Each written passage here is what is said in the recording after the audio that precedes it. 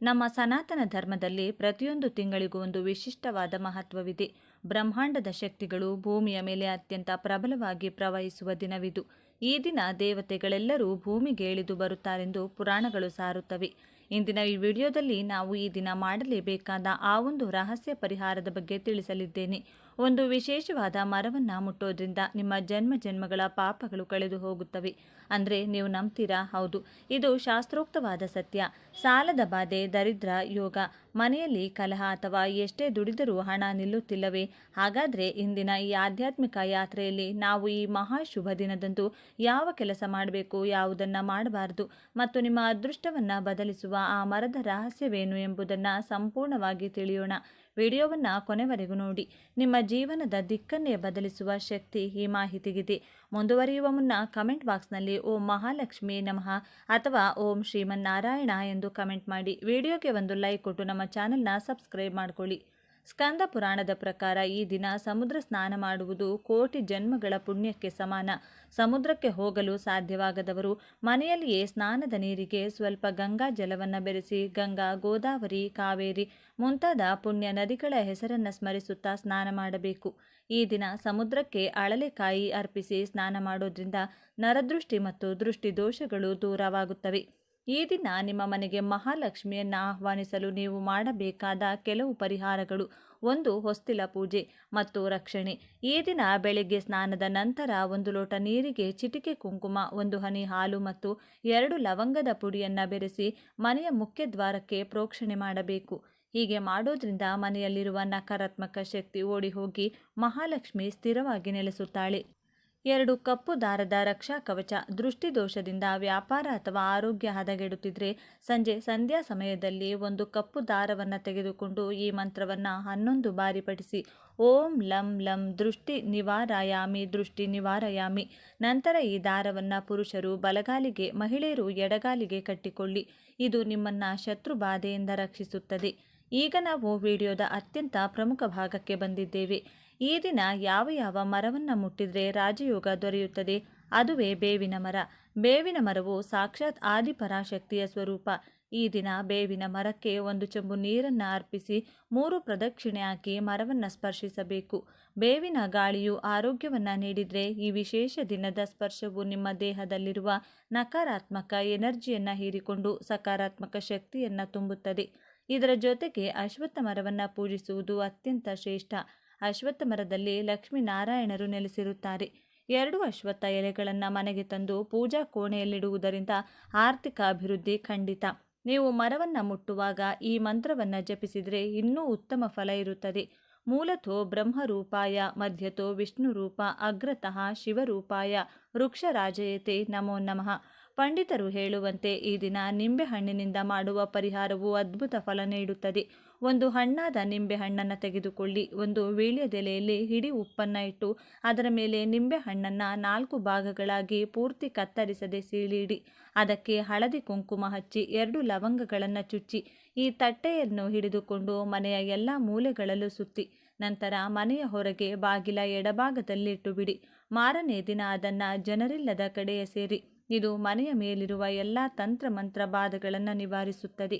ಗೋವಿನ ಶರೀರದಲ್ಲಿ ಮುಕ್ಕೋಟಿ ದೇವತೆಗಳಿದ್ದಾರೆ. ಈ ದಿನ ಗೋವಿಗೆ ಈ ಕೆಳಗಿನ ವಸ್ತುಗಳನ್ನು ನೀಡೋದ್ರಿಂದ ಸಿಗುವ ಫಲಗಳು ಇಲ್ಲಿವೆ: ಬೆಲ್ಲ ಬೆರೆಸಿದ ಅಕ್ಕಿ ಹಿಟ್ಟು, ಮಾನಸಿಕ ಶಾಂತಿಗಾಗಿ ನೆನೆಸಿದ ಕಡಲೆಬೇಳೆ, ಕುಟುಂಬ ಕಲಹ ನಿವಾರಣೆಗಾಗಿ ಬಾಳೆಹಣ್ಣು, ಉನ್ನತ ಪದವಿ ಮತ್ತು ಗೌರವಕ್ಕಾಗಿ ಬೇಯಿಸಿದ ಆಲೂಗಡ್ಡೆ, ನರದೃಷ್ಟಿ ನಿವಾರಣೆಗಾಗಿ ಟೊಮೊಟೊ, ವಿವಾಹ ಪ್ರಾಪ್ತಿಗಾಗಿ ಸೌತೆಕಾಯಿ, ಶತ್ರುಗಳು ಮಿತ್ರರಾಗಲು ಬದನೆಕಾಯಿ, ಸಂತಾನ ಪ್ರಾಪ್ತಿಗಾಗಿ ನೆನೆಸಿದ ತೊಗರಿಬೇಳೆ, ಸಾಲ ಮುಕ್ತಿಗಾಗಿ ಗೋಧಿ ಹಿಟ್ಟು ಮತ್ತು ಬೆಲ್ಲ, ಉದ್ಯೋಗ ಲಾಭಕ್ಕಾಗಿ ಮತ್ತು ಸೂರ್ಯದೇವರ ಕೃಪೆಗಾಗಿ ಕಡಲೆ ಹಿಟ್ಟು ಮತ್ತು ಬೆಲ್ಲ, ಕೋರ್ಟ್ ಕೇಸ್ನಲ್ಲಿ ಜಯಿಸುವುದಕ್ಕಾಗಿ.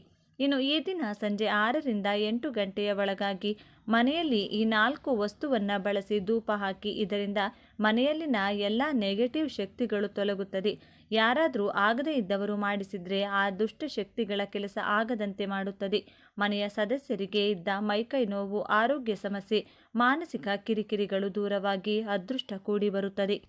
ಮನೆಯ ಮಧ್ಯಭಾಗದಲ್ಲಿ ಈ ಧೂಪವನ್ನು ಹಾಕಬೇಕು. ಧೂಪಕ್ಕೆ ಸಾಂಬ್ರಾಣಿ, ಬಿಳಿ ಸಾಸಿವೆ ಹಾಕಬೇಕು. ಇದರ ಜೊತೆಗೆ ದೃಷ್ಟಿ ಬೀಜ ಅಂತ ಪೂಜಾ ಸಾಮಗ್ರಿಗಳು ಸಿಗುವ ಅಂಗಡಿಯಲ್ಲಿ ಸಿಗುತ್ತದೆ. ಅದನ್ನು ತಂದು ಅದರ ಜೊತೆಗೆ ಕಪ್ಪು ಜೀರಿಗೆ ಅಂತ ಸಿಗುತ್ತೆ. ಒಟ್ಟು 4 ವಸ್ತುಗಳು: ಸಾಂಬ್ರಾಣಿ ಪುಡಿ, ಬಿಳಿ ಸಾಸಿವೆ, ಕಪ್ಪು ಜೀರಿಗೆ ಹಾಗೂ ದೃಷ್ಟಿ ಬೀಜ. ಈ 4ನ್ನು ಕೂಡ ಕೆಂಡದಲ್ಲಿ ಹಾಕಿ ಮನೆಯ ಮಧ್ಯಭಾಗದಲ್ಲಿ ಧೂಪ ಹಾಕಿ 5 ರಿಂದ 10 ನಿಮಿಷದ ನಂತರ ಮನೆಯ ಎಲ್ಲ ಮೂಲೆ ಮೂಲೆಗೂ ಈ ಧೂಪದ ಹೊಗೆಯನ್ನು ತೋರಿಸಿ. ಇದರಿಂದ ಮನೆಯಲ್ಲಿ ಎಲ್ಲ ನಕಾರಾತ್ಮಕ ಶಕ್ತಿಗಳು ತೊಲಗಿ ಸಾಕಷ್ಟು ಬದಲಾವಣೆಗಳು ನಿಮ್ಮ ಮನೆಯಲ್ಲಿ ನೀವು ನೋಡಬಹುದು. ಸಂಜೆಯ ಸಮಯದಲ್ಲಿ ವೀಳ್ಯದೆಲೆ, ಅಡಿಕೆ, ಬಳೆ, ಅರಿಶಿನ, ಕುಂಕುಮ, ತೆಂಗಿನಕಾಯಿ, ರವಿಕೆಯನ್ನು ಹಣ್ಣುಗಳ ಜೊತೆ ದಾನವಾಗಿ ಶಿವಾಲಯದಲ್ಲಾಗಿರಬಹುದು, ವಿಷ್ಣು ದೇವರ ಆಲಯದಲ್ಲಾಗಿರಬಹುದು ಅಥವಾ ನಿಮ್ಮ ಮನೆಯಲ್ಲಿಯೇ ಆಗಿರಬಹುದು ದಾನವಾಗಿ ನೀಡಿದರೆ ಕಂಡ ಕನಸುಗಳು ನನಸಾಗುತ್ತವೆ. ಕಠಿಣ ಕಷ್ಟಗಳಿಂದ ಶೀಘ್ರವಾಗಿ ಮುಕ್ತಿ ದೊರೆಯುತ್ತದೆ.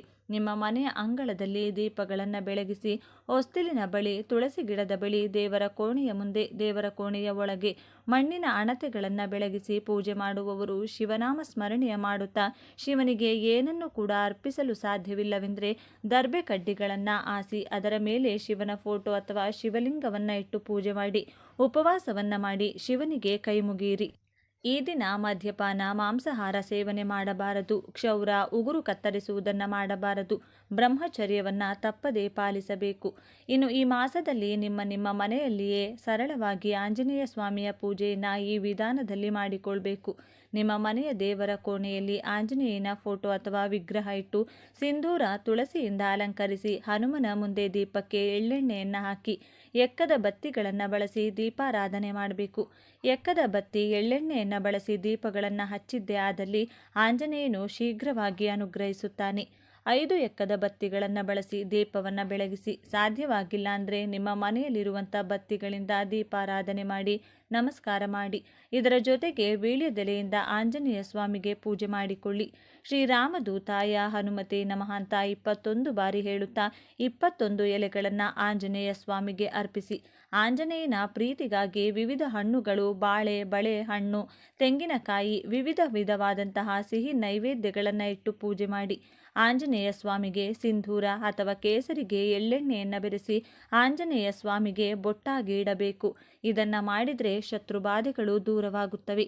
ಇನ್ನು ಯಾರಾದರೂ ನಿಮಗೆ ಮಾಟಮಂತ್ರ ಮಾಡಿಸಿದರೆ, ಶತ್ರುಬಾಧೆಗಳು ಹೆಚ್ಚಾಗಿದ್ದರೆ ಅವರ ಹೆಸರನ್ನು ಹೇಳಿಕೊಳ್ತಾ ಆಂಜನೇಯ ಸ್ವಾಮಿಯ ಫೋಟೋ, ಬಾಲ ಕಾಣುವಂತೆ ಇರುವಂಥ ಫೋಟೋ ಮನೆಯಲ್ಲಿದ್ದರೆ ನೀವು ಬಾಲದಿಂದ ಶಿರಸ್ಸಿನ ತನಕ 20 ಗಂಧದ ಬೊಟ್ಟನ್ನು ಇಡಬೇಕು, 20 ಕುಂಕುಮದ ಬೊಟ್ಟನ್ನು ಇಡಬೇಕು. ಮತ್ತು ಶಿರಸ್ಸಿನಿಂದ ಬಾಲದ ತನಕ 20 ಗಂಧದ ಬೊಟ್ಟು, 20 ಕುಂಕುಮದ ಬೊಟ್ಟನ್ನು ಇಡಬೇಕು. ಹೀಗೆ ಒಟ್ಟು 40 ಗಂಧದ ಬೊಟ್ಟು, 40 ಕುಂಕುಮದ ಬೊಟ್ಟು ಇಡುತ್ತಾ ಓಂ ಕಪೀಶ್ವರಾಯ ನಮಃ ಎಂದು ಮಂತ್ರವನ್ನು ಹೇಳಬೇಕು. ಬಾಳೆಹಣ್ಣನ್ನು ನೈವೇದ್ಯವಾಗಿ ಆಂಜನೇಯನಿಗೆ ಅರ್ಪಿಸಬೇಕು. ಈ ಕೆಲಸವನ್ನು ಮಾಡೋದ್ರಿಂದ ನಿಮ್ಮ ಮನೆಯಲ್ಲಿರುವಂತಹ ಎಲ್ಲ ವಿಧವಾದ ನೆಗೆಟಿವ್ ಎನರ್ಜಿಗಳು ದೂರವಾಗುತ್ತದೆ. ನಿಮಗೆ ಆಗದೇ ಇರುವವರು ಮಾಡಿಸಿರುವ ಪಿತೂರಿಗಳ ಶಕ್ತಿ ನಿಲ್ಲುತ್ತದೆ. ಸದಾ ಹನುಮನ ರಕ್ಷಣೆ ನಿಮಗೆ ಸಿಗುತ್ತದೆ. ಮನೆಯ ವಾಸ್ತುದೋಷ ಕೂಡ ಇದರಿಂದಲೇ ದೂರವಾಗುತ್ತದೆ. ಇನ್ನು ಈ ಶುಭ ದಿನದಂದು ಈ ತಪ್ಪುಗಳನ್ನು ಮಾಡಬೇಡಿ. ತುಳಸಿ ಎಲೆಗಳನ್ನು ಕೀಳಬೇಡಿ. ಸೂರ್ಯೋದಯದ ನಂತರ ನಿದ್ದೆ ಮಾಡಬೇಡಿ. ಹೇರ್ ಕಟ್, ಶೇವಿಂಗ್ ಅಥವಾ ಉಗುರು ಕತ್ತರಿಸುವುದು ದಾರಿದ್ರ್ಯಕ್ಕೆ ದಾರಿ. ಮಧ್ಯಾಹ್ನ ನಿದ್ದೆಯು ದಾರಿದ್ರ್ಯ ದೇವತೆಯನ್ನು ಆಹ್ವಾನಿಸಿದಂತೆ. ತೈಲ ನಿಷೇಧ. ಸಂಧ್ಯಾ ಸಮಯದಲ್ಲಿ ತಲೆಗೆ ಎಣ್ಣೆ ಹಚ್ಚಬೇಡಿ. ಶಾಂತಿ ಕಾಪಾಡಿ. ಮನೆಯಲ್ಲಿ ಮಹಿಳೆಯರು ಅಳಬಾರದು ಅಥವಾ ಕಲಹ ಮಾಡಬಾರದು. ಮಾಡಲೇಬೇಕಾದ ಮಂತ್ರಪಠಣ ಮತ್ತು ಧ್ಯಾನ. ಈ ದಿನ ವಿಶೇಷ ಮಂತ್ರವನ್ನು 108 ಬಾರಿ ಪಠಿಸಿ. ಓಂ ನಮೋ ಭಗವತೆ ಕೂರ್ಮಾಯ ನಮಃ. ಈ ಮಂತ್ರವು ನಿಮ್ಮ ಜೀವನದಲ್ಲಿ ಅಸ್ಥಿರತೆಯನ್ನು ಹೋಗಲಾಡಿಸಿ ಭದ್ರವಾದ ಅಡಿಪಾಯವನ್ನು ಮತ್ತು ಸ್ವಂತ ಮನೆಯ ಕನಸನ್ನು ನನಸು ಮಾಡುತ್ತದೆ. ಸ್ನೇಹಿತರೆ, ಈ ದಿನ ನಿಮ್ಮ ಪಾಲಿಗೆ ಕೇವಲ ಒಂದು ಕ್ಯಾಲೆಂಡರ್ ದಿನವಾಗಿರದೆ ಇದು ನಿಮ್ಮ ಬದುಕಿನ ಹೊಸ ಅಧ್ಯಾಯದ ಆರಂಭವಾಗಲಿ. ಪ್ರಕೃತಿ ಮತ್ತು ಭಗವಂತ ನಿಮಗೆ ನೀಡಿರುವ ಈ ಅವಕಾಶವನ್ನು ಸದುಪಯೋಗಪಡಿಸಿಕೊಳ್ಳಿ. ನಂಬಿಕೆಯೇ ಎಲ್ಲ ಪವಾಡಗಳ ತಾಯಿ. ಈ ವಿಡಿಯೋದಲ್ಲಿ ನಾವು ಚರ್ಚಿಸಿದ ಪ್ರತಿಯೊಂದು ಪರಿಹಾರವು ಸಾವಿರಾರು ವರ್ಷಗಳ ಅನುಭವದ ಸಾರ. ಈ ಮಾಹಿತಿಯನ್ನು ನಿಮ್ಮಲ್ಲೇ ಇಟ್ಕೊಳ್ಳಬೇಡಿ. ಕಷ್ಟದಲ್ಲಿರುವ ಇನ್ನೂ 10 ಜನರಿಗೆ ಶೇರ್ ಮಾಡಿ. ಪುಣ್ಯವನ್ನು ಹಂಚೋದ್ರಿಂದ ಅದು ದ್ವಿಗುಣವಾಗುತ್ತದೆ. ನಿಮ್ಮ ಮನೆಯಲ್ಲಿ ಮಹಾಲಕ್ಷ್ಮಿ ಸದಾ ನಲಿದಾಡಲಿ ಎಂದು ಹಾರೈಸುತ್ತಾ ವಿರಾಮ ತೆಗೆದುಕೊಳ್ತಿದ್ದೇನೆ. ಮತ್ತೆ ಸಿಗೋಣ. ಮತ್ತೊಂದು ದಿವ್ಯ ಮಾಹಿತಿಯೊಂದಿಗೆ ಭೇಟಿಯಾಗೋಣ.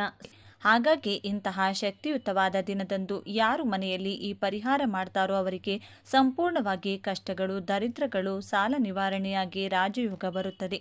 ನಾವು ಮಾಡಬೇಕಾದ ಪರಿಹಾರ ಏನೆಂದು ಈ ವಿಡಿಯೋದಲ್ಲಿ ತಿಳಿಸಿಕೊಡ್ತೀವಿ. ಆದರೆ ಅದಕ್ಕೂ ಮುಂಚೆ ನೀವಿನ್ನು ನಮ್ಮ ಚಾನಲ್ನ ಸಬ್ಸ್ಕ್ರೈಬ್ ಮಾಡ್ಕೊಂಡಿಲ್ಲ ಅಂದರೆ ಖಂಡಿತ ಈಗಲೇ ಸಬ್ಸ್ಕ್ರೈಬ್ ಮಾಡ್ಕೊಳ್ಳಿ. ಹಾಗೆ ಈ ವಿಡಿಯೋ ಇಷ್ಟ ಆದರೆ ಮರೆಯದೆ ಒಂದು ಲೈಕ್ ಕೊಡಿ. ಎಲ್ಲರೂ ಭಕ್ತಿಯಿಂದ ಓಂ ಶ್ರೀ ಮಹಾಲಕ್ಷ್ಮಿ ನಮಃ ಅಂತ ಕಮೆಂಟ್ ಮಾಡಿ. ಇನ್ನು ಈ ದಿನ ನರ ಅಂದರೆ ಮನುಷ್ಯ ಒಬ್ಬ ಮನುಷ್ಯನ ನೋಟದಿಂದ ಉಂಟಾಗುವ ದೃಷ್ಟಿಯನ್ನ ನರದೃಷ್ಟಿ ಅಥವಾ ಕಣ್ಣು ದೃಷ್ಟಿ ಅಥವಾ ನರದೋಷ ಮುಂತಾದ ಹೆಸರುಗಳಿಂದ ಕರೆಯುತ್ತಾರೆ. ನಮಗೆ ದೃಷ್ಟಿ ಆಗಬೇಕು ಅಂದರೆ ಬೇರೆ ವ್ಯಕ್ತಿಗಳು ನಮಗೆ ಕೆಟ್ಟದಾಗಬೇಕು ಅಂದ್ಕೊಂಡು ನೋಡೋ ಅಗತ್ಯ ಇಲ್ಲ. ಕೆಲವೊಮ್ಮೆ ಅತಿಯಾದ ಪ್ರೀತಿ, ಆಶ್ಚರ್ಯ, ಮೆಚ್ಚುಗೆ ಅಥವಾ ಆಸೆಯಿಂದ ನೋಡಿದರೂ ಕೂಡ ದೃಷ್ಟಿ ತಗುಲುತ್ತದೆ. ಆ ನೋಟವೇ ಒಂದು ನಕಾರಾತ್ಮಕ ಶಕ್ತಿಯಂತೆ ಬದಲಾಗಿ ನಮ್ಮ ಮೇಲೆ ಕೆಟ್ಟ ಪ್ರಭಾವ ತೋರಿಸುತ್ತದೆ. ನಮ್ಮ ಸುತ್ತಲೂ ಯಾವಾಗಲೂ ಒಂದು ಶಕ್ತಿ ಇರುತ್ತದೆ. ಅಂದರೆ ಎನರ್ಜಿ ಸರ್ಕಲ್. ನಾವು ಆರೋಗ್ಯವಾಗಿ, ಸಂತೋಷವಾಗಿ, ಸುಖಕರವಾಗಿರುವಾಗ ಆ ಶಕ್ತಿ ವೃತ್ತ ಬಲವಾಗಿ, ಪ್ರಕಾಶಮಯವಾಗಿ ಕೆಲಸ ಮಾಡುತ್ತದೆ. ಯಾರಾದರೂ ನಮ್ಮನ್ನು ತೀವ್ರವಾದ ಅಸೂಯೆ, ಕೋಪ ಅಥವಾ ಪ್ರಶಂಸೆಯಿಂದ ನೋಡಿದಾಗ ಅವರಿಂದ ಹೊರಬರುವಂತಹ ಶಕ್ತಿ ತರಂಗಗಳು ನಮ್ಮ ಶಕ್ತಿ ವೃತ್ತವನ್ನು ಬಲಹೀನಪಡಿಸುತ್ತವೆ ಅಥವಾ ಅದನ್ನು ಸಂಪೂರ್ಣವಾಗಿ ನಾಶಪಡಿಸುತ್ತವೆ. ಇದರಿಂದ ನಮ್ಮಲ್ಲಿರುವಂಥ ನಕಾರಾತ್ಮಕ ಶಕ್ತಿ ಪ್ರಭಾವ ಹೆಚ್ಚಾಗುತ್ತದೆ. ಸಕಾರಾತ್ಮಕ ಶಕ್ತಿ ಕಡಿಮೆಯಾಗಿ ಇದೇ ದೃಷ್ಟಿ ಮಾಡುವಂತಹ ಕೆಲಸ. ದೃಷ್ಟಿ ಅನ್ನೋದು ಮಕ್ಕಳಿಗೆ ಹೆಚ್ಚಾಗಿ ತಾಕುತ್ತದೆ. ಯಾವುದೇ ನೋವು, ಕಷ್ಟ ಇಲ್ಲದೆ ಸಂತೋಷವಾಗಿ ಆಟ ಆಡ್ತಾ ತೊದಲು ಮಾತುಗಳಾಡುವ ಮಕ್ಕಳನ್ನು ಎಲ್ಲರೂ ಕೂಡ ಇಷ್ಟಪಡುತ್ತಾರೆ. ಹಾಗಾಗಿ ಅವರಿಗೆ ದೃಷ್ಟಿ ಬೇಗನೆ ತಾಕುತ್ತದೆ. ಅದೇ ರೀತಿ ಗರ್ಭಧರಿಸಿದಂಥ ಮಹಿಳೆಯರು ನೋಡಲು ಕಳೆಕಳೆಯಾಗಿರುತ್ತಾರೆ. ಅವರ ದೇಹ ಸೂಕ್ಷ್ಮವಾಗಿರುವುದರಿಂದ ಅವರಿಗೂ ಕೂಡ ಬೇಗನೆ ದೃಷ್ಟಿಯಾಗುತ್ತದೆ. ಇದಲ್ಲದೆ ಸುಂದರವಾಗಿ ಯುವಕರಾಗಿರಬಹುದು, ವ್ಯಾಪಾರದಲ್ಲಿ, ಉದ್ಯೋಗದಲ್ಲಿ ಉನ್ನತ ಸ್ಥಾನದಲ್ಲಿರುವವರಾಗಿರಬಹುದು, ಯಾವುದಾದರೂ ಜನಮೆಚ್ಚುವ ಕೆಲಸ ಮಾಡಿದವರಾಗಿರಬಹುದು, ಸ್ವಂತ ಮನೆ ಇರೋರಾಗಿರಬಹುದು, ಒಡವೆಗಳು ಹಾಕಿಕೊಂಡವರಾಗಿರಬಹುದು, ಬೆಲೆ ಬಾಳುವ ಬಟ್ಟೆ ಧರಿಸಿದವರಾಗಿರಬಹುದು, ಹೊಸ ವಾಹನಗಳು ಇರೋರಾಗಿರಬಹುದು. ಇವರೆಲ್ಲರಿಗೂ ಕೂಡ ಬೇರೆಯವರ ಅಸೂಯೆಯಿಂದ ದೃಷ್ಟಿ ಬೇಗನೆ ತಾಕುತ್ತದೆ. ಇದಲ್ಲದೆ ಗಂಡ ಹೆಂಡತಿ ಸಂತೋಷವಾಗಿ ಇದ್ರಂತೂ ಸಿಕ್ಕಾಪಟ್ಟೆ ದೃಷ್ಟಿಯಾಗುತ್ತದೆ. ದೃಷ್ಟಿಯಾದಾಗ ನಮಗಾಗುವಂಥ ಪರಿಣಾಮಗಳು ಏನೆಂದರೆ, ಪುಟ್ಟ ಮಕ್ಕಳಿಗಾದರೆ ಯಾವಾಗಲೂ ಕಾರಣ ಇಲ್ಲದೆ ಅಳೋದು, ಹಾಲು ಕುಡಿಯದೇ ಇರೋದು, ತೂಕ ಕಡಿಮೆಯಾಗೋದು, ಯಾವಾಗಲೂ ಕಾಯಿಲೆ ಬರ್ತಾ ಇರೋದು. ಒಂದು ವೇಳೆ ದೊಡ್ಡವರಿಗಾದರೆ ಆಕಸ್ಮಿಕವಾಗಿ ದಣಿವು, ಸೋಂಬೇರಿತನ, ತಲೆನೋವು, ಮೈಕೈ ನೋವು, ಯಾವ ಕೆಲಸದ ಮೇಲೂ ಆಸಕ್ತಿ ಇಲ್ಲದೆ ಇರೋದು, ಕಿರಿಕಿರಿ, ಕೋಪ ಮಾಡೋ ಕೆಲಸಗಳಿಗೆ ವಿಘ್ನ ಬರೋದು, ವ್ಯಾಪಾರದಲ್ಲಿ ಇದ್ದಕ್ಕಿದ್ದಂತೆ ನಷ್ಟ ಬರೋದು ಇಂಥದ್ದು ನಡೆಯುತ್ತದೆ. ಅದೇ ವಸ್ತುಗಳು ಅಥವಾ ಮನೆಗಾದರೆ ಹೊಸ ವಾಹನ ಆಕ್ಸಿಡೆಂಟ್ಗೆ ಗುರಿಯಾಗುವುದು ಅಥವಾ ರಿಪೇರಿಯಾಗುವುದು. ಇನ್ನು ಮನೆಯಲ್ಲಾದರೆ ಪ್ರಶಾಂತತೆ ಇಲ್ಲದೆ ಇರೋದು, ಕುಟುಂಬಸ್ಥರ ಮಧ್ಯೆ ಗಲಾಟೆಗಳು ಬರೋದು, ಮನೆಯಲ್ಲಿ ಬೆಳೆಸ್ತಾ ಇರುವಂತಹ ಗಿಡಗಳು, ಮರಗಳು ಬಾಡೋಗುವುದು ಅಥವಾ ಒಣಗೋಗುವುದು ಇಂಥದ್ದು ನಡೆಯುತ್ತದೆ. ಈ ರೀತಿ ನಿಮಗೂ ಕೂಡ ದೃಷ್ಟಿದೋಷ ಆಗಿದ್ರೆ ಈಗ ನಾನು ಹೇಳುವಂತಹ ಈ ಪರಿಹಾರವನ್ನು ಅಮಾವಾಸ್ಯೆ ದಿನ ಮಾಡಿಕೊಂಡ್ರೆ ನಿಮಗಿರೋ ಅಥವಾ ನಿಮ್ಮ ವಾಹನ, ಮನೆ, ಮಕ್ಕಳು ಮುಂತಾದವರಿಗೆ ಇರುವಂಥ ದೃಷ್ಟಿದೋಷ, ನರದೃಷ್ಟಿ, ಕಣ್ಣು ದೃಷ್ಟಿ ಎಲ್ಲ ಹೋಗಿ ನಿಮ್ಮ ಕುಟುಂಬ, ನಿಮ್ಮ ಮನೆ ಚೆನ್ನಾಗಿರುತ್ತದೆ. ಅಮಾವಾಸ್ಯೆ ದಿನ ಗ್ರಹಗಳ ರಾಜನಾದ ಸೂರ್ಯನ ಶಕ್ತಿ, ಪಿತೃದೇವತೆಗಳ ಶಕ್ತಿ ಜೊತೆಗೆ ಅಮಾವಾಸ್ಯೆಯ ತಾಂತ್ರಿಕ ಶಕ್ತಿ ಸೇರಿದ್ದು ಅತಿ ಶಕ್ತಿಯುತವಾದಂತಹ ದಿನವಾಗಿದೆ. ನೀವು ಮಾಡುವಂಥ ಪರಿಹಾರಗಳು ತುಂಬ ಬೇಗನೆ ಫಲ ಕೊಡುತ್ತದೆ. ಮುಖ್ಯವಾಗಿ ಶತ್ರುಗಳಿಂದ ಬರುವಂತಹ ತೊಂದರೆಗಳು ಅಂದರೆ ನಿಮಗೆ ತಿಳಿದ ಶತ್ರುಗಳಾಗಿರಬಹುದು ಅಥವಾ ತಿಳಿಯದೇ ಇರೋ ಶತ್ರುಗಳಾಗಿರಬಹುದು, ಅವರಿಂದ ಬರುವ ತೊಂದರೆಗಳು ಹೊರಟು ಹೋಗುತ್ತವೆ. ಸಾಲಗಳಿಂದ ಉಂಟಾಗುವಂತಹ ಮಾನಸಿಕ ವೇದನೆ ಅಥವಾ ಆರ್ಥಿಕ ಸಮಸ್ಯೆ ನಿವಾರಿಸಿಕೊಳ್ಳೋಕೆ ಈ ಪರಿಹಾರ ತುಂಬಾ ಚೆನ್ನಾಗಿ ಕೆಲಸ ಮಾಡುತ್ತದೆ. ಈ ಪರಿಹಾರದಲ್ಲಿ ನಾವು ಬಳಸೋ ಪ್ರತಿ ಪದಾರ್ಥಕ್ಕೂ ಒಂದು ನಿರ್ದಿಷ್ಟವಾದ ಶಕ್ತಿ ಇದೆ. ಈ ಪರಿಹಾರಕ್ಕಾಗಿ ನಾವು ಬಳಸುವಂತಹ ವಸ್ತುಗಳ ಪ್ರಾಮುಖ್ಯತೆ ಏನೆಂದರೆ, ಈ ಪರಿಹಾರಕ್ಕೆ ನಮಗೆ ಮೊದಲು ಬೇಕಾಗಿರುವುದು ಕಪ್ಪು ಬಣ್ಣದ ಬಟ್ಟೆ. ಕಪ್ಪು ಬಣ್ಣ ಶನಿದೇವರ ಸಂಕೇತ. ಶನಿಗ್ರಹ ಕರ್ಮ, ನ್ಯಾಯ ಹಾಗೂ ಕಷ್ಟಗಳಿಗೆ ಅಧಿಪತಿ. ಕಪ್ಪು ಬಣ್ಣ ನಕಾರಾತ್ಮಕ ಶಕ್ತಿಗಳನ್ನು, ದೃಷ್ಟಿಯನ್ನು ಹಾಗೂ ಕೆಟ್ಟದ್ದನ್ನು ತನ್ನೊಳಗೆ ಎಳೆದುಕೊಳ್ಳುವಂತಹ ಗುಣ ಹೊಂದಿದೆ. ಆದ್ದರಿಂದನೇ ಅಮಾವಾಸ್ಯೆ ದಿನ ಕಪ್ಪು ಬಟ್ಟೆ ಹಾಕೋಬಾರ್ದು ಅಂತಾರೆ. ಇನ್ನು ಈ ಪರಿಹಾರಕ್ಕೆ ನಮಗೆ ಬೇಕಾದಂಥ ಎರಡನೇ ಪದಾರ್ಥ ಲವಂಗ. ಇದಕ್ಕೆ ನಮಗೆ 5 ಲವಂಗಗಳು ಬೇಕು. ಲವಂಗಗಳು ನಕಾರಾತ್ಮಕ ಶಕ್ತಿಗಳನ್ನು ನಾಶಪಡಿಸುವ ಶಕ್ತಿ ಹೊಂದಿದೆ. ಇದು ಕಾರ್ಯಸಿದ್ಧಿಗೆ ಹಾಗೂ ನಮ್ಮೊಳಗೆ ಸಕಾರಾತ್ಮಕ ಶಕ್ತಿಯನ್ನು ಹೆಚ್ಚಿಸಲು ಉಪಯೋಗವಾಗುತ್ತದೆ. ಪಂಚಭೂತಗಳಿಗೆ ಸಂಕೇತವಾಗಿ ಈ ಪರಿಹಾರದಲ್ಲಿ ನಾವು 5 ಲವಂಗಗಳನ್ನು ಬಳಸುತ್ತೀವಿ. ಇನ್ನು ಮೂರನೇ ಪದಾರ್ಥ 5 ಕರಿಮೆಣಸು. ಮೆಣಸು ದೃಷ್ಟಿಯನ್ನ, ಶತ್ರುಗಳ ಕೆಟ್ಟ ಆಲೋಚನೆಗಳನ್ನು ನಾಶಪಡಿಸುವ ಶಕ್ತಿ ಹೊಂದಿದೆ. ಇದು ನಮ್ಮ ಸುತ್ತಲೂ ಒಂದು ರಕ್ಷಣಾ ಕವಚದಂತೆ ಕೆಲಸ ಮಾಡುತ್ತದೆ.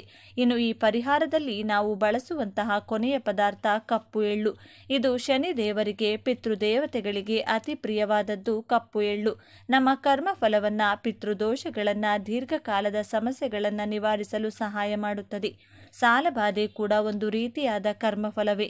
ಸೂರ್ಯ ಮುಳುಗಿದ ಮೇಲೆ ಈ ಪರಿಹಾರ ಮಾಡಬೇಕು. ಇದಕ್ಕಾಗಿ ನೀವು ಮೊದಲು ಕೈಕಾಲು ತೊಳೆದುಕೊಂಡು ಒಂದು ಪ್ರಶಾಂತವಾದ ಹಾಗೂ ಯಾರೂ ಇಲ್ಲದೆ ಇರುವಂಥ ಜಾಗದಲ್ಲಿ ಕುಳಿತುಕೊಂಡು ನಿಮ್ಮ ಮುಂದೆ ಒಂದು ಕಪ್ಪು ಬಟ್ಟೆಯನ್ನು ಹರಡಿ ಮೊದಲು ಅದರಲ್ಲಿ ಒಂದು ಹಿಡಿ ಕಲ್ಲುಪ್ಪು, ಎಳ್ಳು ಹಾಕಿ, ಕಪ್ಪು ಎಳ್ಳು ಹಾಕಿ, ಅದರ ಮೇಲೆ 5 ಚೆನ್ನಾಗಿ ಹೂವಿರುವಂಥ ಲವಂಗಗಳಿಟ್ಟು, ಅದರ ಮೇಲೆ 5 ಚೆನ್ನಾಗಿರುವಂಥ ಕಾಳು ಮೆಣಸು ಹಾಕಿ 1 ನಿಮಿಷ ಕಣ್ಣು ಮುಚ್ಚಿಕೊಂಡು ನಿಮ್ಮ ಇಷ್ಟ ದೇವರು, ಕುಲದೇವರು ಹಾಗೂ ಪಿತೃದೇವತೆಗಳನ್ನು ಮನಸ್ಫೂರ್ತಿಯಾಗಿ ಪ್ರಾರ್ಥಿಸಿ ನಿಮ್ಮ ಸಮಸ್ಯೆಯನ್ನು ಸ್ಪಷ್ಟವಾಗಿ ಹೇಳಿಕೊಳ್ಳಬೇಕು. ಅಂದರೆ ಆರ್ಥಿಕ ಸಮಸ್ಯೆ ಆಗಿರಬಹುದು, ಅನಾರೋಗ್ಯ ಸಮಸ್ಯೆ ಆಗಿರಬಹುದು, ದೃಷ್ಟಿದೋಷ, ಹೀಗೆ ಯಾವ ಸಮಸ್ಯೆ ಇದ್ರೂ ಆ ಸಮಸ್ಯೆಯನ್ನು ಹೇಳಿಕೊಂಡು, ದೇವರೇ, ನನ್ನ ಮಾನಸಿಕ ಭಾರ ಹಾಗೂ ನನ್ನ ಎಲ್ಲ ಸಮಸ್ಯೆಗಳನ್ನು ಈ ಪದಾರ್ಥಗಳಲ್ಲಿ ಆವಾಹನೆ ಮಾಡ್ತಾ ಇದ್ದೀನಿ. ಈ ಸಮಸ್ಯೆಗಳೆಲ್ಲವೂ ಈ ಮೂಟೆಯ ಜೊತೆಗೆ ನನ್ನ ಜೀವನದಿಂದ ತೊಲಗಿ ಹೋಗಬೇಕು ಎಂದು ದೃಢ ನಂಬಿಕೆಯಿಂದ ನಿಮ್ಮ ಸಂಕಲ್ಪ ಹೇಳಿಕೊಂಡು ಆ ಬಟ್ಟೆಯನ್ನು ಗಂಟು ಕಟ್ಟಬೇಕು. ಆ ನಂತರ ಆ ಮೂಟೆಯನ್ನು ನಿಮ್ಮ ಬಲಗೈನಲ್ಲಿ ಹಿಡಿದುಕೊಂಡು ನಿಮ್ಮ ತಲೆ ಸುತ್ತಲೂ 7 ಸಲ ಸುತ್ತಿಕೊಳ್ಳಬೇಕು. ಪ್ರತಿ ಸಲ ಒಂದೊಂದು ಸುತ್ತುವಾಗಲೂ ನನ್ನ ಸಮಸ್ಯೆಗಳೆಲ್ಲವೂ ನನ್ನಿಂದ ದೂರ ಆಗ್ತಿದೆ ಎಂದು ದೃಢವಾಗಿ ನಿಮ್ಮ ಮನಸ್ಸಿನಲ್ಲೇ ಅಂದುಕೊಳ್ಳಬೇಕು. 7 ಸಲ ಸುತ್ತಿದ ತಕ್ಷಣ ಆ ಮೂಟೆಯನ್ನು ತೆಗೆದುಕೊಂಡು ಮನೆಯಿಂದ ಹೊರಗಡೆ ಹೋಗಿ, ಯಾರೂ ಇಲ್ಲದೆ ಇರುವಂಥ ನಿರ್ಜನ ಪ್ರದೇಶದಲ್ಲಾಗಿರಬಹುದು, ಅಥವಾ ಮುಳ್ಳಿನ ಗಿಡದ ಕೆಳಗಡೆ ಆಗಿರಬಹುದು, ಅಥವಾ ಹರಿಯೋ ನೀರಾಗಿರಬಹುದು. ಈ 3 ಪ್ರದೇಶಗಳಲ್ಲಿ ಯಾವುದೋ ಒಂದು ಜಾಗದಲ್ಲಿ ಆ ಮೂಟೆಯನ್ನು ಎಸೆದು ಹಿಂದಿರುಗಿ ನೋಡದೆ ಮನೆಗೆ ಬಂದು ಬಿಡಿ. ನೀವು ಹಿಂದೆ ತಿರುಗಿ ನೋಡಿದರೆ ನೀವು ಬಿಸಾಕಿದಂತಹ ಸಮಸ್ಯೆಗಳಿಗೆ ದುಪ್ಪಟ್ಟು ಸಮಸ್ಯೆಗಳನ್ನು ನಿಮ್ಮ ಜೊತೆಗೆ ನಿಮ್ಮ ಮನೆಗೆ ತಂದುಕೊಂಡಂತಾಗುತ್ತದೆ. ನೀವು ಈ ಪರಿಹಾರ ಮಾಡೋಕೆ ಶುರು ಮಾಡಿದಾಗಿನಿಂದ ಪರಿಹಾರ ಮುಗಿಸಿ ಮನೆಗೆ ಬರೋವರೆಗೂ ಯಾರ ಜೊತೆಯೂ ಕೂಡ ಮಾತಾಡಬಾರದು. ಮನೆಗೆ ಬಂದ ಮೇಲೆ ಕೈಕಾಲು ಮುಖ ತೊಳೆದುಕೊಂಡು ನಿಮ್ಮ ದೇವರ ಮನೆಯಲ್ಲಿ ದೀಪ ಹಚ್ಚಿ ನಿಮ್ಮ ಇಷ್ಟ ದೇವರನ್ನು ಪೂಜಿಸಿ. ಎಲ್ಲ ಒಳ್ಳೆಯದಾಗುತ್ತದೆ ಅಂತ ನಂಬಬೇಕು. ಈ ಪರಿಹಾರ ನೀವು ಮಾಡೋದ್ರಿಂದ ನಿಮ್ಮ ಮೇಲಿರುವಂಥ ನಕಾರಾತ್ಮಕ ಶಕ್ತಿಗಳ ಪ್ರಭಾವ, ದೃಷ್ಟಿದೋಷ, ಶತ್ರುಪೀಡೆ ಎಲ್ಲವೂ ಕೂಡ ಕಡಿಮೆಯಾಗುತ್ತದೆ. ನಿಮ್ಮ ಪ್ರಯತ್ನಗಳಿಗೆ ಅಡ್ಡ ಬರುತ್ತಿರುವಂತಹ ಕೆಟ್ಟ ಶಕ್ತಿಗಳು ನಾಶವಾಗುತ್ತದೆ. ನಿಮ್ಮ ಕೆಲಸಗಳಲ್ಲಿ ಗೆಲುವು ಸಿಗುತ್ತದೆ. ಈ ಪರಿಹಾರ ಮಾಡುವಾಗ ನಿಮ್ಮ ಮನಸ್ಸು ಪ್ರಶಾಂತವಾಗಿರಬೇಕು. ಹಾಗೆ ಪೂರ್ತಿ ನಂಬಿಕೆ ಇಟ್ಟು ಮಾಡಬೇಕು. ನೀವು ಯಾವ ಪರಿಹಾರ ಮಾಡಿದರೂ ಕೂಡ ಎಲ್ಲರ ಜೊತೆ ಡಿಸ್ಕಷನ್ ಮಾಡಿಕೊಂಡು ಕೂತ್ಕೊಂಡು ಮಾಡಬಾರದು. ಗುಪ್ತವಾಗಿ ಮಾಡಿದಾಗ ಮಾತ್ರನೇ ಫಲ ಹೆಚ್ಚಾಗಿ ಸಂಪೂರ್ಣವಾಗಿ ಸಿಗುತ್ತದೆ. ಈ ದಿನ ಅಮಾವಾಸ್ಯೆ ಆಗಿರೋದ್ರಿಂದ ಮಾಂಸಾಹಾರ ತಿನ್ನಬಾರದು. ಅದರಲ್ಲೂ ಮುಖ್ಯವಾಗಿ ಈ ಪರಿಹಾರ ಮಾಡೋರಂತೂ ಮಾಂಸಾಹಾರ ಮುಟ್ಟಲು ಬಾರದು. ಈ ವಿಡಿಯೋ ಇಷ್ಟ ಆದರೆ ಲೈಕ್ ಮಾಡಿ, ಶೇರ್ ಮಾಡಿ. ಇಂಥ ಹೆಚ್ಚಿನ ಉತ್ತಮ ಮಾಹಿತಿಗಳಿಗಾಗಿ ತಪ್ಪದೇ ನಮ್ಮ ಚಾನೆಲ್ನ ಸಬ್ಸ್ಕ್ರೈಬ್ ಮಾಡಿಕೊಳ್ಳಿ. ಮತ್ತೊಂದು ವಿಡಿಯೋದೊಂದಿಗೆ ಪುನಃ ಭೇಟಿಯಾಗೋಣ. ಅಮಾವಾಸ್ಯೆ ನಂತರ 8 ರಾಶಿಯವರಿಗೆ ರಾಜಯೋಗ ಶುರುವಾಗಿದೆ. ಈ 8 ರಾಶಿಯವರು ಪ್ರತಿಯೊಂದು ಕ್ಷೇತ್ರದಲ್ಲೂ ಅಧಿಕ ಲಾಭವನ್ನು ಪಡೆಯುತ್ತಾರೆ. ತಮ್ಮ ಜೀವನದಲ್ಲಿ ಎಲ್ಲ ರೀತಿಯ ಸಮಸ್ಯೆಗಳಿಂದ ಮುಕ್ತರಾಗುತ್ತಾರೆ. ಹಾಗಾದರೆ ರಾಜಯೋಗ ಇರುವ ರಾಶಿಗಳು ಯಾವುವು? ಯಾವ ಕ್ಷೇತ್ರದಲ್ಲಿ ಅದೃಷ್ಟ ಹೊಂದಿದ್ದಾರೆ? ಯಾವ ಕ್ಷೇತ್ರದಲ್ಲಿ ಅವರು ಮುಟ್ಟಿದ್ದೆಲ್ಲ ಚಿನ್ನವಾಗಲಿದೆ? ಈ ದಿನ ಈ ರಾಶಿಯಲ್ಲಿರುವಂತಹ ವ್ಯಕ್ತಿಗಳಿಗೆ ಸೋಲೆ ಇಲ್ಲ. ಆಕಸ್ಮಿಕ ಧನಪ್ರಾಪ್ತಿ, ಕುಬೇರ ದೇವನ ಸಂಪೂರ್ಣವಾದ ಅನುಗ್ರಹ, ಆಶೀರ್ವಾದ ದೊರೆಯುತ್ತದೆ. ಇದರಿಂದಾಗಿ ಈ ರಾಶಿಯಲ್ಲಿರುವಂಥ ವ್ಯಕ್ತಿಗಳು ಅತ್ಯುತ್ತಮ ರಾಜಯೋಗವನ್ನು ಬರಮಾಡಿಕೊಳ್ಳುತ್ತಾರೆ. ಇವರ ಜೀವನದಲ್ಲಿ ಶನಿಯ ಸ್ಥಾನ ಬದಲಾವಣೆಯಾಗುತ್ತಿರುವುದರಿಂದ ಎಲ್ಲ ರೀತಿಯ ಸಂಕಷ್ಟಗಳು ದೂರವಾಗುತ್ತದೆ. ಇವರು ಅದೃಷ್ಟವಂತರು ಎಂದೇ ಹೇಳ್ಬೋದು. ಹಾಗಾದರೆ ಯಾವೆಲ್ಲ ರಾಶಿಯವರಿಗೆ ಯಾವೆಲ್ಲ ರೀತಿಯ ಲಾಭ ಹಾಗೂ ಅದೃಷ್ಟಗಳು ಈ ಒಂದು ಹುಣ್ಣಿಮೆ ಮುಗಿದ ನಂತರ ದೊರೆಯುತ್ತದೆ ಎಂದು ತಿಳಿದುಕೊಳ್ಳೋಣ. ಅದಕ್ಕೂ ಮುನ್ನ ನೀವು ಕೂಡ ದೇವರು ಹಾಗೂ ಜ್ಯೋತಿಷ್ಯ ಶಾಸ್ತ್ರವನ್ನು ನಂಬುವವರಾದರೆ ಕುಬೇರ ದೇವನಿಗೆ ಒಂದು ಲೈಕ್ ಕೊಟ್ಟು ತಪ್ಪದೆ ನಮ್ಮ ಚಾನೆಲ್ನ ಸಬ್ಸ್ಕ್ರೈಬ್ ಮಾಡಿ. ಹಾಗೆ ಪಕ್ಕದಲ್ಲಿರುವಂಥ ಬೆಲ್ ಐಕಾನ್ನ ಪ್ರೆಸ್ ಮಾಡಿ. ಎಲ್ಲರೂ ಭಕ್ತಿಯಿಂದ ಓಂ ಶ್ರೀ ಮಹಾಲಕ್ಷ್ಮಿ ನಮಃ ಅಂತ ಕಮೆಂಟ್ ಮಾಡಿ. ಮೇಷರಾಶಿ. ಗುರು ಮತ್ತು ಚಂದ್ರರ ನಡುವೆ ಶುಭ ದೃಷ್ಟಿಯಿಂದಾಗಿ ರೂಪುಗೊಳ್ಳುವ ಗಜಕೇಸರಿ ಯೋಗವು ಮೇಷರಾಶಿಯವರಿಗೆ ವಿಶೇಷವಾಗಿ ಹೆಚ್ಚಿನ ಪ್ರಯೋಜನವನ್ನುಂಟು ಮಾಡಲಿದೆ. ಮೇಷರಾಶಿಗೆ ಸೇರಿದ ಜನರು ಈ ಅವಧಿಯಲ್ಲಿ ಆದಾಯಕ್ಕೆ ಸಂಬಂಧಿಸಿದಂಥ ನಿಮ್ಮ ಎಲ್ಲ ಪ್ರಯತ್ನಗಳಲ್ಲಿಯೂ ಯಶಸ್ಸನ್ನು ಗಳಿಸುವಿರಿ. ಹಾಗೆ ಅದೃಷ್ಟದ ಸಂಪೂರ್ಣ ಬೆಂಬಲವನ್ನು ನಿಮ್ಮ ಪ್ರತಿಯೊಂದು ಹೆಜ್ಜೆಯಲ್ಲಿಯೂ ಪಡೆಯುವಿರಿ. ಹಾಗೆ ಮೇಷರಾಶಿಗೆ ಸೇರಿದ ಜನರು ಮನೆ ಅಥವಾ ವಾಹನವನ್ನು ಖರೀದಿಸಬೇಕೆಂದು ಯೋಚಿಸುತ್ತಿದ್ದರೆ ಈ ಅವಧಿಯಲ್ಲಿ ನಿಮ್ಮ ಆಸೆಗಳೆಲ್ಲವೂ ಈಡೇರಲಿದೆ. ಹಾಗೆ ಕೆಲಸವನ್ನು ಮಾಡುವ ಮೇಷರಾಶಿಗೆ ಸೇರಿದ ಜನರಿಗೆ ಹಿರಿಯ ಅಧಿಕಾರಿಗಳ ಮತ್ತು ಸಹೋದ್ಯೋಗಿಗಳೊಂದಿಗೆ ಬಲವಾದ ಸಂಬಂಧ ನಿರ್ಮಾಣಗೊಳ್ಳಲಿದೆ ಮತ್ತು ನಿಮ್ಮ ಎಲ್ಲ ಕೆಲಸಗಳನ್ನು ಯಶಸ್ವಿಯಾಗಿ ಪೂರ್ಣಗೊಳಿಸುವಿರಿ. ಜೊತೆಗೆ ಈ ಅವಧಿಯಲ್ಲಿ ನಿಮ್ಮ ಆರೋಗ್ಯವು ಸಾಕಷ್ಟು ಸುಧಾರಿಸಲಿದೆ. ಹಾಗೆ ಕುಟುಂಬ ಜೀವನದಲ್ಲಿ ಸಂತೋಷ ನೆಲೆಸುವುದು. ಜೊತೆಗೆ ಮನೆಯಲ್ಲಿ ಯಾವುದಾದರೂ ಶುಭ ಕಾರ್ಯ ನೆರವೇರುವ ಸಂಭವ ಇರಲಿದೆ. ಕಟಕ ರಾಶಿ. ಕಟಕ ರಾಶಿಗೆ ಸೇರಿದ ಜನರ ಜಾತಕದ ಉನ್ನತ ಸ್ಥಾನದಲ್ಲಿ ಗುರುಗ್ರಹವು ನಿಮ್ಮ 7ನೇ ಮನೆಯಲ್ಲಿ ಚಂದ್ರನು ತನ್ನ ದೃಷ್ಟಿಯನ್ನು ಹರಿಸುವುದರಿಂದ ನಿಮ್ಮ ಜೀವನದಲ್ಲಿ ಅನೇಕ ಶುಭ ಘಟನೆಗಳು ಸಂಭವಿಸಬಹುದು. ಕಟಕ ರಾಶಿಗೆ ಸೇರಿದ ಜನರು ತಮ್ಮ ಜೀವನದಲ್ಲಿ ಸಾಕಷ್ಟು ಸಕಾರಾತ್ಮಕ ಬದಲಾವಣೆಗಳನ್ನು ಹೊಂದುವರು ಮತ್ತು ನಿಮ್ಮ ಮನಸ್ಸಿನ ಎಲ್ಲ ಆಸೆಗಳು ಈಡೇರಲಿವೆ. ಶತ್ರುಗಳು, ರೋಗ ಮತ್ತು ಸಾಲಕ್ಕೆ ಸಂಬಂಧಿಸಿದಂತೆ ನೀವು ಜಯಶಾಲಿಗಳಾಗುವಿರಿ ಮತ್ತು ಶುಭಯೋಗದ ಪ್ರಭಾವದಿಂದಾಗಿ ನಿಮ್ಮ ಆದಾಯದಲ್ಲಿ ಬಹಳಷ್ಟು ವೃದ್ಧಿಯಾಗುವುದು. ಆರ್ಥಿಕ, ವೈಯಕ್ತಿಕ ಮತ್ತು ಆರೋಗ್ಯಕ್ಕೆ ಸಂಬಂಧಿಸಿದ ಸಮಸ್ಯೆಗಳಿಗೆ ಈ ಅವಧಿಯಲ್ಲಿ ನೀವು ಪರಿಹಾರವನ್ನು ಹೊಂದುವಿರಿ. ಜೊತೆಗೆ ಈ ಅವಧಿಯಲ್ಲಿ ನಿಮಗೆ ಉನ್ನತಾಧಿಕಾರಿಗಳಿಂದ ಹೆಚ್ಚಿನ ಲಾಭವಾಗುವಂಥ ಸಂಪರ್ಕಗಳು ನಿರ್ಮಾಣಗೊಳ್ಳಲಿವೆ. ಕನ್ಯಾ ರಾಶಿ. ಗಜಕೇಸರಿ ಯೋಗದ ನಿರ್ಮಾಣದಿಂದಾಗಿ ಕನ್ಯಾ ರಾಶಿಗೆ ಸೇರಿದ ಜನರು ತಮ್ಮ ಜೀವನದಲ್ಲಿ ಪ್ರತಿಯೊಂದು ಸುಖ ಸಮೃದ್ಧಿಯನ್ನು ಗಳಿಸುವರು ಮತ್ತು ನೀವು ಹಳೆಯ ಸ್ನೇಹಿತರನ್ನು ಭೇಟಿಯಾಗುವ ಉತ್ತಮ ಅವಕಾಶ ಲಭಿಸಲಿದೆ. ನೀವು ಅಂಗಡಿ ಅಥವಾ ಮನೆಯನ್ನು ಖರೀದಿಸಬೇಕೆಂದು ಬಯಸುತ್ತಿದ್ದರೆ ಈ ಅವಧಿಯಲ್ಲಿ ಶುಭ ಯೋಗದ ಪ್ರಭಾವದಿಂದಾಗಿ ನೀವು ಅವುಗಳನ್ನು ಖರೀದಿಸುವ ಯೋಗ ದೊರಕಲಿದೆ. ಜೀವನಕ್ಕೆ ಸಂಬಂಧಿಸಿದಂತೆ ಕನ್ಯಾ ರಾಶಿಗೆ ಸೇರಿದ ಜನರು ಅನೇಕ ಲಾಭವನ್ನು ಪಡೆಯುವರು ಮತ್ತು ಪದವಿ ಹಾಗೂ ಪ್ರತಿಷ್ಠೆಯಲ್ಲಿ ವೃತ್ತಿಯನ್ನು ಹೊಂದುವುದರೊಂದಿಗೆ ಉತ್ತಮ ಬದಲಾವಣೆಗಳನ್ನು ಹೊಂದುವಿರಿ. ಈ 3 ದಿನಗಳಲ್ಲಿ ನಿರ್ಧಾರವನ್ನು ತೆಗೆದುಕೊಳ್ಳುವುದರಿಂದ ನಿಮಗೆ ಸಾಕಷ್ಟು ಶುಭ ಫಲಗಳ ಪ್ರಾಪ್ತಿಯಾಗುವುದು ಖಂಡಿತ. ಸಂಪತ್ತಿಗೆ ಸಂಬಂಧಿಸಿದಂತೆ ಈ ಅವಧಿಯಲ್ಲಿ ಲಾಭವನ್ನು ಪಡೆಯುವಿರಿ ಮತ್ತು ನಿಮ್ಮ ಸುಖ ಸಮೃದ್ಧಿಯಲ್ಲಿ ಹೆಚ್ಚಳವಾಗಲಿದೆ. ತುಲಾರಾಶಿ. ತುಲಾರಾಶಿಗೆ ಸೇರಿದ ಜನರ ಜಾತಕದ 10ನೇ ಮನೆಯಲ್ಲಿ ಚಂದ್ರ ಮತ್ತು ಗುರು ಗ್ರಹಗಳು ಪರಸ್ಪರ ದೃಷ್ಟಿ ಹರಿಸುವುದರಿಂದ ಗಜಕೇಸರಿ ಯೋಗವು ನಿರ್ಮಾಣಗೊಳ್ಳುವುದು. ಗಜಕೇಸರಿ ಯೋಗದ ಶುಭ ಪ್ರಭಾವದಿಂದಾಗಿ ತುಲಾರಾಶಿಗೆ ಸೇರಿದ ಜನರ ಆದಾಯದಲ್ಲಿ ಸಾಕಷ್ಟು ವೃದ್ಧಿಯಾಗುವುದು. ಹಾಗೆ ನೀವು ಹಠಾತ್ ಲಾಭವನ್ನು ಪಡೆಯುವ ಸಂಭವವಿದೆ. ಉದ್ಯೋಗದಲ್ಲಿ ನೀವು ಸಮೃದ್ಧಿಯನ್ನು ಹೊಂದುವಿರಿ ಮತ್ತು ವ್ಯಾಪಾರವನ್ನು ವಿಸ್ತರಿಸಲು ಉತ್ತಮ ಯೋಜನೆಗಳನ್ನು ರೂಪಿಸುವಿರಿ. ತುಲಾರಾಶಿಗೆ ಸೇರಿದ ಜನರ ಆರೋಗ್ಯವು ಈ ಅವಧಿಯಲ್ಲಿ ಸುಧಾರಿಸಲಿದೆ ಮತ್ತು ಶಾರೀರಿಕ ಹಾಗೂ ಮಾನಸಿಕವಾಗಿ ನೀವು ಬಲವಾದ ಸ್ಥಿತಿಯಲ್ಲಿರುವಿರಿ. ಈ ಶುಭಯೋಗದ ಪ್ರಭಾವದಿಂದಾಗಿ ತುಲಾರಾಶಿಗೆ ಸೇರಿದ ಜನರು ಲಾಭದಾಯಕ ಸಂಪರ್ಕಗಳನ್ನು ಪಡೆಯುವರು ಮತ್ತು ಮನೆಯಲ್ಲಿ ಸಂತೋಷಮಯವಾದ ವಾತಾವರಣವಿರಲಿದೆ. ಸಂಗಾತಿಯ ಸಹಾಯದಿಂದ ಸಂಪತ್ತು ಖರೀದಿಸುವ ಯೋಗ ಲಭಿಸುವುದು. ವೃಶ್ಚಿಕ ರಾಶಿ. ವೃಶ್ಚಿಕ ರಾಶಿಗೆ ಸೇರಿದ ಜನರ ಜಾತಕದ ಅದೃಷ್ಟದ ಮನೆಯಲ್ಲಿ ಗುರುವಿನೊಂದಿಗೆ ಚಂದ್ರನ ಪರಸ್ಪರ ದೃಷ್ಟಿ ಹರಿಸುವುದರಿಂದ ಗಜಕೇಸರಿ ಯೋಗದ ನಿರ್ಮಾಣವಾಗುವುದು. ಹಾಗಾಗಿ ವೃಶ್ಚಿಕ ರಾಶಿಗೆ ಸೇರಿದ ಜನರಿಗೆ ಎಲ್ಲ ರೀತಿಯ ವಿವಾದಗಳಿಂದ ಮುಕ್ತಿ ದೊರಕುವುದು ಮತ್ತು ಮಾತು ಹಾಗೂ ವ್ಯವಹಾರದಲ್ಲಿ ಸಕಾರಾತ್ಮಕ ಬದಲಾವಣೆಗಳನ್ನು ಹೊಂದುವಿರಿ. ಈ ರಾಶಿಗೆ ಸೇರಿದ ಜನರು ಹೊಸ ಕೆಲಸವನ್ನು ಹುಡುಕುತ್ತಿದ್ದರೆ ಈ ಅವಧಿಯಲ್ಲಿ ನಿಮ್ಮ ಆಸೆಗಳೆಲ್ಲ ಈಡೇರಲಿದೆ. ಹಾಗೆ ನಿಮ್ಮದೇ ಆದಂಥ ಸ್ವಂತ ವ್ಯಾಪಾರವನ್ನು ಶುರು ಮಾಡಬೇಕೆಂದಿರುವವರಿಗೆ ಈ ದಿನಗಳು ಸಾಕಷ್ಟು ಶುಭವಾಗಿರುವುದು. ವೃಶ್ಚಿಕ ರಾಶಿಗೆ ಸೇರಿದ ಜನರಿಗೆ ಶುಭ ಯೋಗದ ಪ್ರಭಾವದಿಂದಾಗಿ ಆದಾಯದಲ್ಲಿ ಹೆಚ್ಚಳವಾಗುವುದು ಮತ್ತು ಅವಿವಾಹಿತರಿಗೆ ಈ ಅವಧಿಯಲ್ಲಿ ವಿಶೇಷ ವ್ಯಕ್ತಿಯನ್ನು ಭೇಟಿಯಾಗುವ ಯೋಗ ದೊರಕಲಿದೆ. ವೃಶ್ಚಿಕ ರಾಶಿಗೆ ಸೇರಿದ ಜನರು ಈ ಅವಧಿಯಲ್ಲಿ ಎಲ್ಲ ರೀತಿಯ ಆರೋಗ್ಯ ಸಮಸ್ಯೆಗಳಿಂದ ಮುಕ್ತಿಯನ್ನು ಪಡೆಯುವರು ಮತ್ತು ರಾಜಕೀಯಕ್ಕೆ ಸಂಬಂಧಿಸಿದಂತೆ ನಿಮ್ಮ ಸಂಪರ್ಕಗಳು ವೃದ್ಧಿಯಾಗಲಿದೆ. ಮಕರ ರಾಶಿ. ಮಕರ ರಾಶಿಯಲ್ಲಿ ಚಂದ್ರನು ಸಪ್ತಮ ಮನೆಯಲ್ಲಿ ಗುರುವಿನೊಂದಿಗೆ ತಮ್ಮ ಸಂಸಪ್ತಕ ದೃಷ್ಟಿಯಿಂದಾಗಿ ಗಜಕೇಸರಿ ಯೋಗದ ನಿರ್ಮಾಣವಾಗಲಿದೆ. ಈ ಗಜಕೇಸರಿ ಯೋಗದ ಪ್ರಭಾವದಿಂದಾಗಿ ಮಕರ ರಾಶಿಗೆ ಸೇರಿದ ಜನರ ಚಿಂತೆಗಳು ದೂರವಾಗುವುದು ಮತ್ತು ಅದೃಷ್ಟದ ಬೆಂಬಲವನ್ನು ನಿಮ್ಮ ಪ್ರತಿಯೊಂದು ಹೆಜ್ಜೆಯಲ್ಲಿಯೂ ಪಡೆಯುವಿರಿ. ಹಾಗಾಗಿ ಮಕರ ರಾಶಿಗೆ ಸೇರಿದ ಜನರು ಉತ್ತಮ ಬುದ್ಧಿವಂತಿಕೆಯನ್ನು ಹೊಂದುವರು ಮತ್ತು ನೀವು ಮಹತ್ವಪೂರ್ಣವಾದ ನಿರ್ಧಾರವನ್ನು ತೆಗೆದುಕೊಳ್ಳಲು ಈ ಅವಧಿಯು ಬಹಳ ಉತ್ತಮವಾಗಿರಲಿದೆ. ಇದರಿಂದಾಗಿ ಭವಿಷ್ಯದಲ್ಲಿ ಸಾಕಷ್ಟು ಲಾಭವನ್ನು ಪಡೆಯುವಿರಿ. ಹಾಗೆ ಕೆಲಸಕ್ಕೆ ಸಂಬಂಧಿಸಿದಂತೆ ನೀವು ದೊಡ್ಡ ಯಶಸ್ಸನ್ನು ಗಳಿಸುವಿರಿ ಮತ್ತು ನಿಮ್ಮ ಆರ್ಥಿಕ ಸ್ಥಿತಿ ಬಲಗೊಳ್ಳಲಿದೆ. ಶತ್ರು, ರೋಗ ಮತ್ತು ಸಾಲಕ್ಕೆ ಸಂಬಂಧಿಸಿದಂತೆ ಸಮಸ್ಯೆಗಳಿಂದ ಈ ಅವಧಿಯಲ್ಲಿ ನೀವು ಮುಕ್ತಿಯನ್ನು ಪಡೆಯುವಿರಿ. ಜೊತೆಗೆ ಈ ಸಮಯದಲ್ಲಿ ನಿಮ್ಮ ಆದಾಯದಲ್ಲಿ ಸಾಕಷ್ಟು ವೃದ್ಧಿಯಾಗುವುದು ಮತ್ತು ಅಂಗಡಿ ಅಥವಾ ವಾಹನವನ್ನು ಖರೀದಿಸುವ ಯೋಗ ನಿರ್ಮಾಣಗೊಳ್ಳಲಿದೆ. ಅಕ್ಟೋಬರ್ ತಿಂಗಳ ಕೊನೆಯ ದಿನಗಳಲ್ಲಿ ನೀವು ಸಾಕಷ್ಟು ಶುಭ ಸುದ್ದಿಯನ್ನು ಪಡೆಯುವ ಯೋಗವೂ ಕೂಡ ಲಭಿಸುವುದು. ಮಿಥುನ ರಾಶಿ. ಮಿಥುನ ರಾಶಿಗೆ ಸೇರಿದ ಜನರಿಗೆ ವಿಶೇಷವಾಗಿ ಸಾಕಷ್ಟು ಲಾಭ ದೊರಕುವುದು. ಈ ಅವಧಿಯಲ್ಲಿ ಕೆಲಸವನ್ನು ಮಾಡುವ ಮಿಥುನ ರಾಶಿಗೆ ಸೇರಿದ ಜನರಿಗೆ ಪ್ರಗತಿ ದೊರಕುವ ಅವಕಾಶ ಸಾಕಷ್ಟು ಹೆಚ್ಚಾಗಿ ಲಭಿಸಲಿದೆ. ಈ ಸಮಯದಲ್ಲಿ ಮಿಥುನ ರಾಶಿಗೆ ಸೇರಿದ ವಿದ್ಯಾರ್ಥಿಗಳಿಗೆ ಶಾರೀರಿಕ ಉತ್ಸಾಹದಲ್ಲಿ ಬಹಳಷ್ಟು ಹೆಚ್ಚಳವಾಗುವುದು ಮತ್ತು ಯಶಸ್ಸು ಗಳಿಸುವ ಸಂಭವ ಸಾಕಷ್ಟು ವೃದ್ಧಿಯಾಗಲಿದೆ.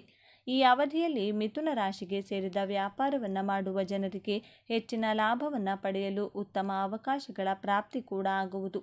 ಮಂಗಳನ ಶುಭ ಪ್ರಭಾವದಿಂದಾಗಿ ಮಿಥುನ ರಾಶಿಗೆ ಸೇರಿದ ಜನರು ತಮ್ಮ ಕಠಿಣ ಪರಿಶ್ರಮಕ್ಕೆ ತಕ್ಕ ಪ್ರತಿಫಲವನ್ನು ಈ ಸಂದರ್ಭದಲ್ಲಿ ಪಡೆಯಲಿದ್ದಾರೆ. ಬುಧನ ನಕ್ಷತ್ರದಲ್ಲಿ ಮಂಗಳನ ಸಂಚಾರದಿಂದಾಗಿ ನಿಮ್ಮ ಮನೆಯಲ್ಲಿ ಸುಖ ಸಮೃದ್ಧಿ ಹೆಚ್ಚಾಗುವುದು. ಜೊತೆಗೆ ಶಾಂತಿಯುತ ವಾತಾವರಣ ಇರುವುದರಿಂದ ಸಾಕಷ್ಟು ಸಕಾರಾತ್ಮಕ ಫಲಿತಾಂಶಗಳನ್ನು ಈ ಸಂದರ್ಭದಲ್ಲಿ ಮಿಥುನ ರಾಶಿಗೆ ಸೇರಿದ ಜನರು ಪಡೆಯಲಿದ್ದಾರೆ. ಈ ಸಮಯದಲ್ಲಿ ಹೊಸ ಜನರೊಂದಿಗೆ ನಿಮ್ಮ ಪರಿಚಯ ಹೆಚ್ಚುತ್ತದೆ ಮತ್ತು ಸಾಮಾಜಿಕ ಸಂಪರ್ಕಗಳು ವೃದ್ಧಿಯಾಗುತ್ತದೆ. ವೃತ್ತಿಯಲ್ಲಿ ನಿಮಗೆ ಪ್ರಗತಿಯ ಅವಕಾಶಗಳು ಬಹಳಷ್ಟು ಸಿಗುತ್ತವೆ ಮತ್ತು ನಿಮ್ಮ ಆತ್ಮವಿಶ್ವಾಸ ಹೆಚ್ಚಾಗುತ್ತದೆ. ಮೀನರಾಶಿ. ಮೀನರಾಶಿಗೆ ಸೇರಿದ ಜನರಿಗೆ ಬಹಳಷ್ಟು ಶುಭ ಫಲಗಳ ಪ್ರಾಪ್ತಿಯಾಗುವುದು.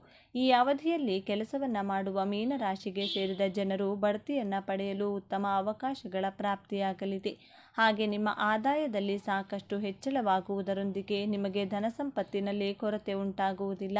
ಈ ಸಂದರ್ಭದಲ್ಲಿ ನಿಮ್ಮ ಕಷ್ಟಗಳೆಲ್ಲ ದೂರವಾಗಲಿದೆ. ಮಂಗಳನ ಶುಭ ಪ್ರಭಾವದಿಂದಾಗಿ ಮೀನರಾಶಿಗೆ ಸೇರಿದ ಜನರ ಆತ್ಮವಿಶ್ವಾಸದಲ್ಲಿ ಸಾಕಷ್ಟು ಹೆಚ್ಚಳವಾಗುವುದು ಮತ್ತು ಅದೃಷ್ಟದ ಸಂಪೂರ್ಣವಾದ ಬೆಂಬಲವನ್ನು ಈ ರಾಶಿಗೆ ಸೇರಿದ ಜನರು ತಮ್ಮ ಪ್ರತಿ ಹೆಜ್ಜೆಯಲ್ಲೂ ಪಡೆಯಲಿದ್ದಾರೆ. ಮೀನರಾಶಿಗೆ ಸೇರಿದ ಜನರು ಈ ಅವಧಿಯಲ್ಲಿ ಶಾರೀರಿಕವಾಗಿ ಉತ್ತಮ ಸಾಮರ್ಥ್ಯವನ್ನು ಹೊಂದುವರು. ಹಾಗೆ ಮಂಗಳನ ನಕ್ಷತ್ರ ಬದಲಾವಣೆಯಿಂದಾಗಿ ಮೀನರಾಶಿಗೆ ಸೇರಿದ ಜನರ ಮನೆಯಲ್ಲಿ ಸುಖ ಶಾಂತಿ ಹೆಚ್ಚಾಗಿ ನೆಲೆಸುವುದು. ಜೊತೆಗೆ ಕೆಲಸವನ್ನು ಮಾಡುವ ಈ ರಾಶಿಯವರಿಗೆ ಪ್ರಗತಿಗಾಗಿ ಅತ್ಯುತ್ತಮವಾದ ಅವಕಾಶಗಳು ಈ ಸಂದರ್ಭದಲ್ಲಿ ಗೋಚರಿಸಲಿದೆ. ಕುಟುಂಬದಲ್ಲಿ ಯಾರಿಗಾದರೂ ಆರೋಗ್ಯ ಸಂಬಂಧಿತ ಸಮಸ್ಯೆ ಇದ್ದರೆ ಅವರಿಗೆ ಪರಿಹಾರ ದೊರೆಯುತ್ತದೆ ಮತ್ತು ಕುಟುಂಬದೊಂದಿಗೆ ಯಾವುದಾದರೂ ತೀರ್ಥ ಸ್ಥಳಕ್ಕೆ ಹೋಗಲು ಯೋಜನೆಯನ್ನು ರೂಪಿಸುವಿರಿ. ಈ ಅವಧಿಯಲ್ಲಿ ಕುಟುಂಬದ ಯಾರಾದರೂ ಸದಸ್ಯರಿಗೆ ವಿವಾಹದ ಯೋಗ ದೊರಕಬಹುದು. ಈ ಮಾಹಿತಿ ನಿಮಗೆ ಇಷ್ಟವಾಗಿದೆ ಎಂದು ನಾನು ಭಾವಿಸ್ತೇನೆ. ಈ ಮಾಹಿತಿಯನ್ನು ಲೈಕ್ ಮಾಡಿ, ಶೇರ್ ಮಾಡಿ, ನಮ್ಮ ಚಾನಲ್ನ ಸಬ್ಸ್ಕ್ರೈಬ್ ಮಾಡ್ಕೊಳ್ಳಿ. ಒಂದೊಳ್ಳೆ ಮಾಹಿತಿಯೊಂದಿಗೆ ಪುನಃ ಭೇಟಿಯಾಗೋಣ. ಅಲ್ಲಿಯವರೆಗೂ ನೋಡ್ತಾ ಇರಿ ನಮ್ಮ ಚಾನಲ್. ಎಲ್ಲರೂ ಭಕ್ತಿಯಿಂದ ಓಂ ಶ್ರೀ ಶನೇಶ್ವರ ನಮಃ ಅಂತ ಕಮೆಂಟ್ ಮಾಡಿ. ಧನ್ಯವಾದಗಳು.